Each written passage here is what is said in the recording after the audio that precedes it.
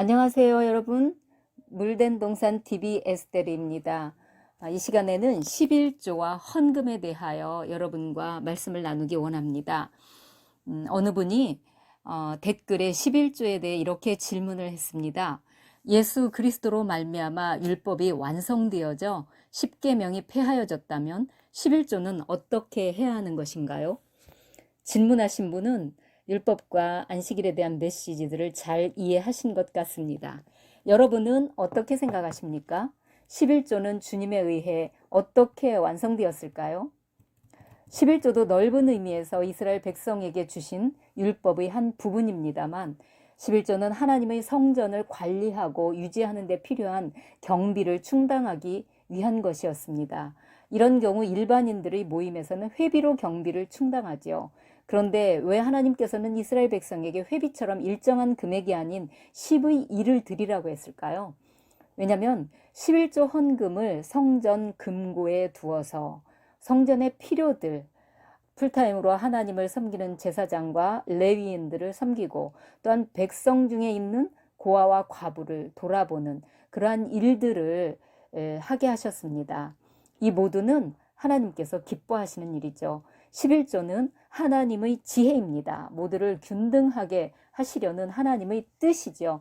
하나님께는 금액이 중요하지 않습니다. 1,000만 원을 드린 사람이나 10,000원을 드린 사람이나 액수에 상관없이 하나님께는 11조일 뿐입니다.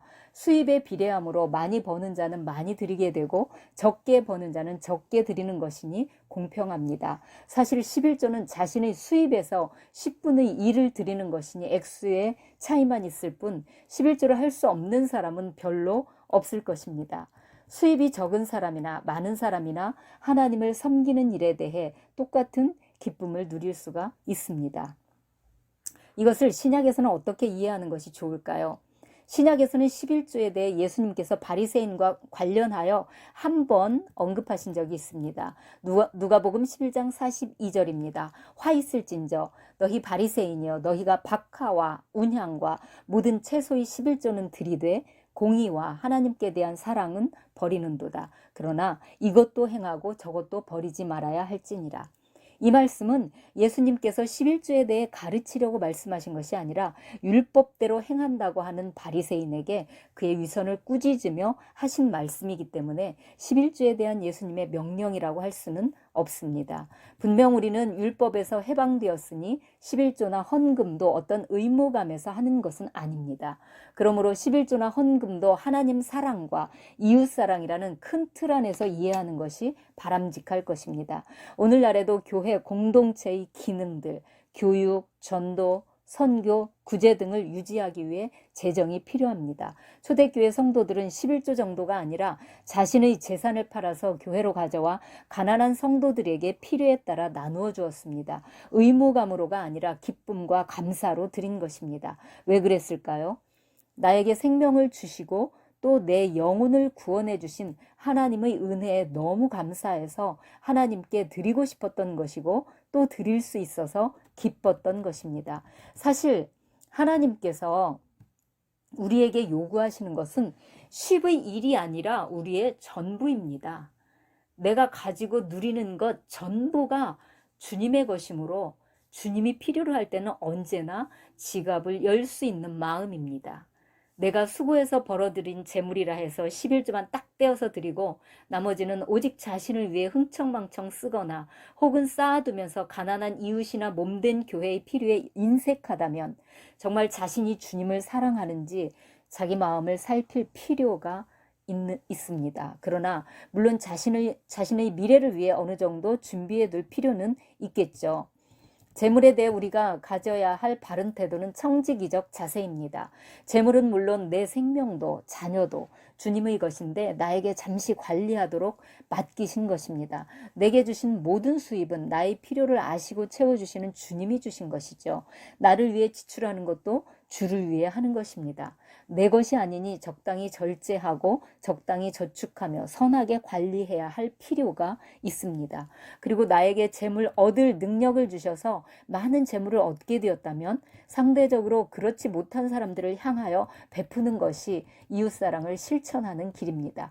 우리가 11조를 하느냐 마느냐로 논쟁하는 것은 하나님 앞에서 사실 부끄러운 일입니다. 하나님의 은혜를 아는 사람들은 11조뿐 아니라 내가 가진 모든 것이 주의 것임을 인정하는 사람들이기 때문입니다. 이 부분도 교회가 성도들을 제대로 가르치지 못했던 잘못이 매우 크다고 생각합니다. 마치 11조를 구약의 개념처럼 의무적인 것으로 이해하게 만들었습니다. 우리가 하나님의 은혜에 감사해서 자원하는 마음과 기쁨으로 10의 1이나 기타 헌금을 한다면 그것은 하나님께서 받으실 만한 향기로운 예물입니다. 아직 믿음으로 할 수 없다면 자신의 믿음이 자랄 때까지 기다리는 것이 좋습니다. 다른 사람들이 하는 것을 보고 자기들도 마지못해 재물을 드리다가 큰 화를 당했던 아나니아와 삽비라를 보고 우리는 교훈을 삼아야 할 것입니다. 자기 믿음의 분량대로 하나님을 섬기는 것이 지혜입니다. 빚이 있는 사람들은 다 갚을 때까지는 11조를 하지 못한다고 해서 문제될 것 없습니다. 어떤 이들은 오히려 교회의 도움을 받아야 할 상황일 수도 있을 것입니다. 또 나는 했는데 저 사람은 하지 않는다고 판단하는 것도 문제죠. 그럴 바에는 차라리 11조를 하지 않고 판단도 하지 않는 것이 낫습니다. 교회 안에 여러 성도들이 있습니다. 성숙한 사람들은 교회의 살림을 챙기며 무엇이 필요한지를 알고 그것을 보충하려는 마음을 갖습니다. 맛있는 것이 있으면 자기 혼자 먹기 아까워서 지체들과 나누려고 교회로 가져갑니다. 그러나 아직 어린 성도들은 아무리 신앙 연조가 오래되었다고 할지라도 교회의 필요에 관심이 없습니다. 희생하거나 헌신하려 하지 않습니다. 수입이 많을 때는 자신과 자기 가족을 위해 사용하기 바쁘고 수입이 적을 때는 모자라서 못합니다. 몸된 교회의 필요는 항상 뒷전이지요. 하나님 보시기에 누가 사랑스러울까요? 하나님께서는 우리 마음의 중심을 보십니다. 우리는 부자 청년의 이야기에서 재물에 대한 하나님의 뜻을 찾을 수 있습니다. 부자 청년은 영생을 얻고 싶어서 예수님께 왔습니다. 그는 어려서부터 성경에서 말씀하는 율법을 다 지켰다고 했고 예수님께서도 그것을 인정하셨습니다. 당연히 11조도 성실하게 했겠지요. 그런데 주님은 그 성실한 청년에게 말씀하시길 내게 한 가지가 부족하다. 내 재물을 모두 팔아서 가난한 자들에게 나누어 주고 너는 나를 따르라고 하십니다. 그런데 그는 재물을 포기할 수 없었고 슬퍼하며 영생이신 예수님을 떠났습니다. 주님께서는 왜 부자 청년에게 소유물을 모두 다 버리라고 했을까요? 우리도 주님을 따르려면 부자 청년처럼 가난한 사람들에게 우리 모든 소유를 나누어 주어야 한다는 것일까요? 그래야 영생을 얻는다는 말씀일까요? 특히 재물이 많은 분들은 이 부자 청년의 이야기를 읽기가 매우 거북스러울 것입니다. 부자 청년에게 주님이 그렇게 말씀하신 것은 그 청년의 마음에 재물이 우상이었기 때문입니다. 탐욕입니다. 그가 율법은 잘 지키고 있었지만 하나님보다 재물을 더 사랑하고 있었기 때문에 주님께서 청년에게 재물을 내려놓고 주님을 따르라고 한 것입니다.